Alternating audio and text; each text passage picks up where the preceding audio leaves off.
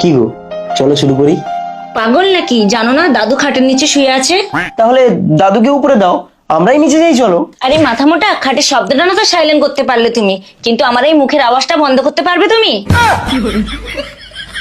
আর তাছাড়াও দাদুর খাটে সব অভ্যাস নেই। ঠিক আছে, তাহলে এক কাজ করো, তোমার যখন ভালো লাগবে তখন তুমি বলবে রসমালাই, আর যখন কষ্ট হবে তখন বলবে রসগোল্লা। ঠিক আছে, তাহলে ঝটপট শুরু করি।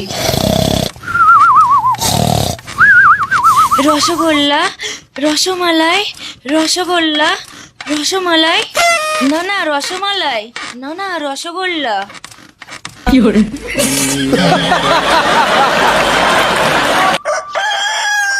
আরে দাদু কোথায় যাচ্ছো?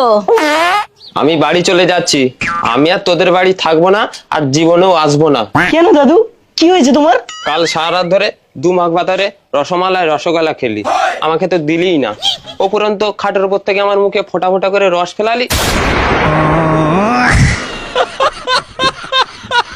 হ্যাঁ রে, কোন দোকানের রসগোল্লা রে? রস এত নোনতা।